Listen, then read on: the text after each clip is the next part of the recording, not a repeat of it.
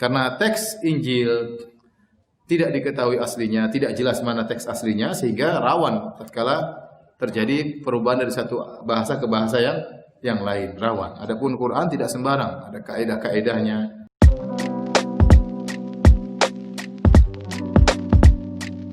Assalamualaikum, selamat datang kembali di channel ini guys. Kali ini kita akan membahas pengajaran dari Ustadz siapa ini? Siapa namanya? Oh, namanya Ustadz Firanda Hadirja. Aduh, sorry guys, sorry sampai saya lupa saking banyaknya orang yang bahas Alkitab.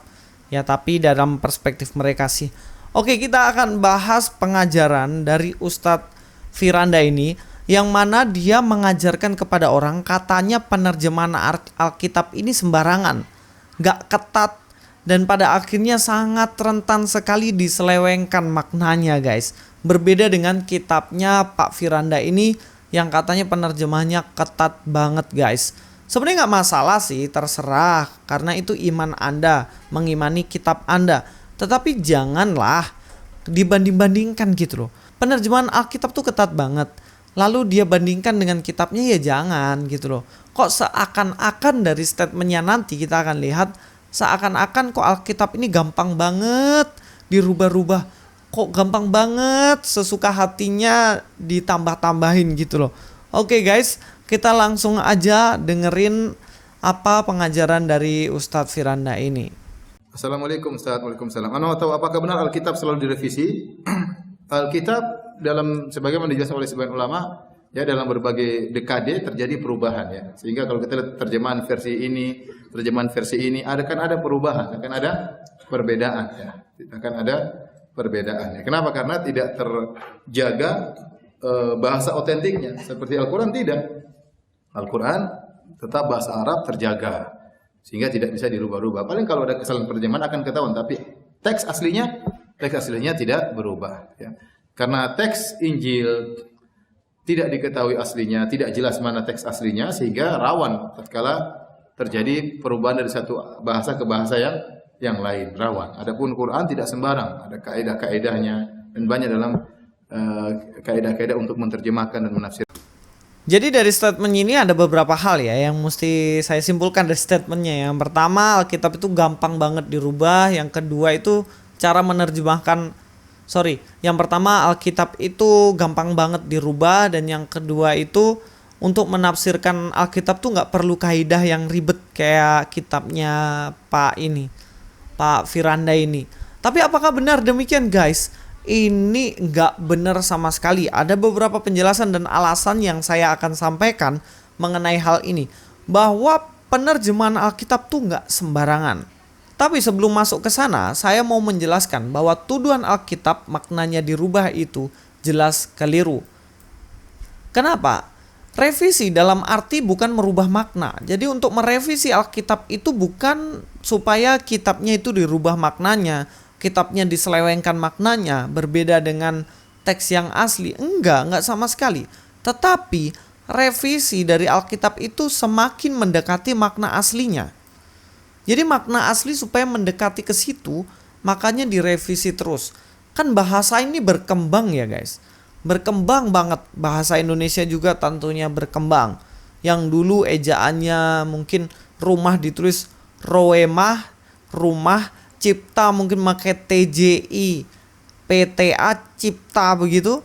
Dan akhirnya direvisi lah Alkitab ini supaya lebih mendekati makna dan modern, yang artinya orang-orang zaman sekarang bisa memahaminya. Sekali lagi kita harus paham bahwa revisi Alkitab bukan untuk merubah makna dalam Alkitab itu, tetapi revisi ini membuat Alkitab semakin mudah dimengerti oleh masyarakat yang ada, tetapi mendekati makna asli yang berasal dari bahasa Yunani dan bahasa Ibrani. Paham ya? Saya akan mengacu kepada pengakuan iman Westminster.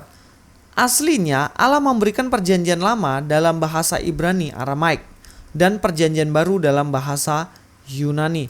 Jadi paham ini ya, Alkitab yang asli itu dalam bahasa Ibrani dan bahasa Yunani dalam perjanjian baru, dan itu masih ada sampai sekarang.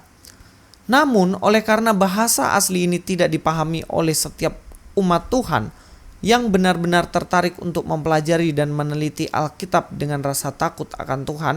Jadi pahami ya, bagaimana bahasa Ibrani dan Yunani itu tidak dipahami oleh orang-orang di seluruh dunia ini. Maksudnya begini, orang Jawa kan gak bisa memahami itu dengan baik. Kenapa? Ya karena orang Jawa pakai bahasa Jawa. Jadi ini maksudnya tidak bisa memahami itu dengan baik. Sehingga Alkitab ini harus diterjemahkan ke dalam setiap bahasa yang mudah dipahami. Bahasa umum atau bahasa daerah oleh setiap bangsa di mana Alkitab itu berada. Agar firman Allah tinggal dengan melimpah bagi semua orang. Ini tujuannya. Supaya semua orang itu boleh memuliakan Tuhan. Karena ketika dia memahami bahasa dalam Alkitab itu, mereka akan mengerti maknanya. Sehingga mereka boleh memuji dengan cara yang dapat diterima. Dan melalui kesabaran dan penghiburan Alkitab, memberikan mereka pengharapan. Jadi kita harus paham bahwa penerjemahan Alkitab atau revisi Alkitab itu supaya orang-orang semakin mengerti apa makna asli di dalam bahasa Ibrani dan bahasa Yunani. Jadi Ustadz Firanda gak boleh dong plesetin. Jangan diplesetin. Kok seakan-akan orang Kristen ini mau rubah-rubah Alkitab seenaknya. Oh enggak bisa kayak gitu. Tujuannya bukan begitu. Saya yakin kitabnya Ustadz Firanda juga gitu. Diterjemahkan ke dalam bahasa Inggris, bahasa Indonesia supaya mudah dipahami. Dan bahkan direvisi juga. Coba perhatikan itu. Kitabnya Pak Firanda banyak revisinya juga. Tetapi kan bukan dalam arti dirubah makna aslinya kan. Tetapi supaya mudah dipahami oleh pembacanya. Oke, clear ya di sini ya. Yang kedua adalah tuduhan Alkitab diterjemahkan sembarangan tanpa kaidah-kaidah tertentu, bukan oleh ahli. Itu jelas salah total. Alkitab diterjemahkan oleh ahli dan metode yang ketat. Jadi bukan ketemu orang gila di pinggir jalan lalu dibilang, ini terjemahkan Alkitab ini, kok orang gila. Enggak gitu. Atau tiba-tiba ketemu saya, Luis kok terjemahkan ini. Sudah, yang penting kok terjemahkan, suka-suka muntah itu bener apa enggak. Enggak gitu guys. Karena terjemahan itu dilakukan oleh ahli. Ahli yang artinya tentunya dia tahu bahasa Ibrani Yunani, atau setidaknya tahu bahasa Inggris, yang mau menerjemahkan mungkin dari versi KJV, artinya dari bahasa Inggrisnya diterjemahkan ke Indonesia, atau langsung dari bahasa Ibrani ataupun dari bahasa Yunani ya ke bahasa Indonesia. Jadi diterjemahkan oleh ahli, bukan sembarang orang ketemu lalu menerjemahkan. Bukan ahli atau abal-abal, mungkin pendeta abal-abal, teolog abal-abal tiba-tiba disuruh nerjemahin. Enggak gitu loh. Semuanya diterjemahkan oleh ahli, tentunya dengan metode yang ketat. Saya ambil contoh ya. Apa yang statement yang dikatakan oleh David Cloud?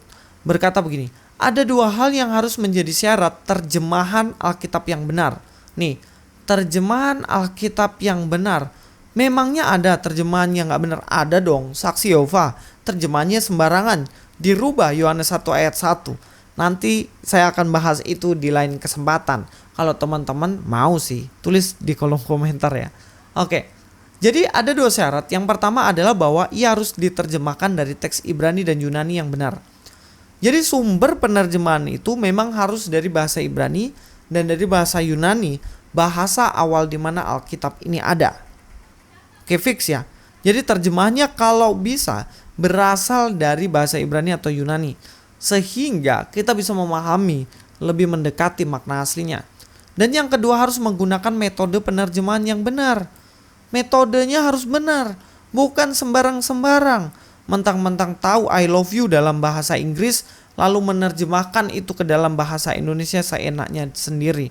Padahal dia bukan ahli bahasa Inggris gitu. Paham ya? Jadi bukan dengan metode seenak udelnya sendiri, tapi dengan metode yang benar. Nah, contohnya saya ambil terjemahan Tanak ke dalam bahasa Yunani. Itu dikenal dalam nama LXX atau dalam bahasa Romawi ini ya. Dalam huruf Romawi, angka Romawi yaitu artinya 70. Karena ada cendekiawan Yahudi berbahasa Yunani di Alexandria, Mesir pada abad ketiga sebelum Masehi. 3 abad sebelum Yesus itu berjumlah 70. Jadi menerjemahkan dari kitab Tanak menuju ke bahasa Yunani ini adalah mereka ahli atau orang Yahudi yang tahu bahasa Ibrani dan tahu bahasa Yunani, dan mereka berjumlah 70. Dan metodenya bagaimana? Metodenya Dan kemudian kitab ini, terjemahan ini dirubah dinamai LXX Septuaginta, istilah Latin Septuaginta. Baru muncul dan dipergunakan pada zaman Bapak Gereja Agustinus dari Hippo. Jadi yang memberi nama adalah Agustinus ini. Tetapi terjemahannya sudah ada 3 abad atau 3 abad sebelum Paulus ada. Jadi kalau dituduh ini, LXX ini yang rubah Paulus, ini orang yang gak ngerti sejarah sama sekali. Sebab yang menerjemahkan ini bukanlah Paulus. Bahkan 300 tahun sebelum Paulus ada, kitab ini sudah ada. Nah, caranya bagaimana? Metode penerjemahannya, pada suatu waktu raja mengumpulkan 72 tetua. Ini orang-orang yang ahli tadi ya. Ia menempatkan mereka dalam 72 bilik, masing-masing dalam satu bilik terpisah, tanpa mengungkapkan kepada mereka kenapa mereka dipanggil. Ia masuk ke dalam kamar setiap orang dan berkata, "Tuliskan bagiku Torah dari Musa, gurumu." Allah menaruhnya dalam hati mereka masing-masing akan menerjemahkan secara identik seperti yang dilakukan semua yang lain.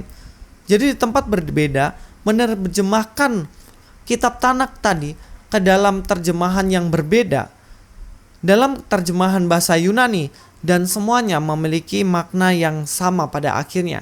Jadilah satu kitab, yaitu LXX Septuaginta. Ini menurut tradisi. Tetapi ini menunjukkan bahwa penerjemahannya itu begitu ketat, super ketat, gak sembarangan. Bahkan sebelum kitabnya Pak Firanda ada, metode yang ketat ini dalam penerjemahan udah ada. Paham ya? Lalu bagaimana dengan penerjemahan ke dalam bahasa Indonesia? Itu memakan waktu yang begitu panjang, guys. Saya ambil contoh saja misalnya mengenai metode penerjemahan Alkitab dari bahasa Ibrani Yunani ke bahasa Inggris sehari-hari.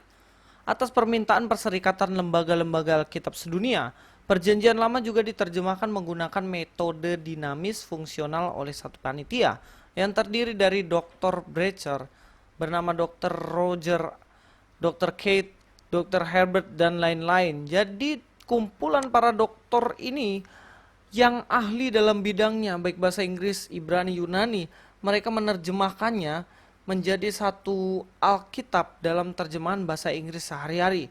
Tahun 1976 diterbitkan seluruh Perjanjian Lama bersama edisi keempat Perjanjian Barunya dan diberi nama Good News Bible, The Bible in Today's English Version.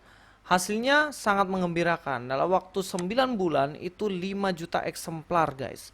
Dan ini sekalipun mungkin ya kelihatannya sepele, terjemahannya gampang, tapi ini dikerjakan dengan begitu rumit oleh para dokter dan bukan main-main. Bukan ketemu orang yang ngaku-ngaku dokter disuruh nerjemahin. Ya mungkin ya Waloni disuruhlah terjemahin, kan dia ngakunya dokter, jago bahasa Ibrani kan. Tapi ya saya yakin gak bisa lah itu. Sama juga dengan bahasa Indonesia ya guys. Dengan metode yang sama, dengan cara bagaimana mereka menerjemahkan dari bahasa Ibrani ke bahasa Inggris sehari-hari, diterjemahkan juga ke bahasa Indonesia sehari-hari pada tahun 74. Dan 76 ya sebenarnya terbitkan di Indonesia, dikerjakan oleh beberapa pendeta lainnya yang jelas mereka juga ahli di bidangnya. Dan juga dalam bahasa Indonesia sehari-hari Perjanjian Baru itu tahun 81 dan lengkap tahun 87. Dan ini dikerjakan sedemikian rupa dengan metode yang ketat dan bukan oleh orang yang sembarangan. Kalau kita tahu sendiri sejarahnya mengenai Alkitab ini sudah dari 1612 sampai 2011 dan bahkan seterusnya sampai tahun ini masih dikerjakan. Tetapi mengalami perubahan-perubahan yang artinya mendekati makna aslinya. Dikerjakan dengan serius oleh yayasan yang benar-benar fokus dalam menerjemahkan Alkitab ini. Jadi bukan sembarangan dan bukan main-main. Selain itu ada juga metode penerjemahan ke dalam bahasa daerah ya. Proses penerjemahannya biasanya berlangsung 3-4 tahun. Perjanjian Baru dan juga Perjanjian Lama bisa lebih banyak atau lebih lama. Bisa sampai 8 tahun, bayangin nih guys. Seorang penerjemah harus bekerja full time Dia nggak boleh sambil-sambil kerja yang lainnya, dan kerjanya hanya menerjemahkan Alkitab ini. Selama waktu-waktu itu untuk menerjemahkan Alkitab. Jadi kalau ada tuduhan diterjemahkan sembarangan, rentan dipalsukan oleh orang-orang dengan kaidah-kaidah yang nggak mutu dan nggak terlalu ketat, ini jelas orang yang nggak terlalu ngerti. Saya heran kok Ustadz bisa bicara tentang Alkitab seenaknya gitu ya. Padahal dia juga bukan ahli dan nggak ngerti gitu. Sama halnya dengan gini loh, orang tanya pelajaran tentang kedokteran, ditanya ke orang yang mendalami ilmu sejarah, ya jelas nggak nyambung gitu. Tanyalah Alkitab kepada pendeta dan tanyalah Al-Quran kepada ustadz. Jangan kebalik. Dan ini saja counter saya, mudah-mudahan Pak Firanda ini bisa mengerti. Pesan dari saya, jangan sok tahu kalau nggak tahu. Luis Prastio sini, God be with you all.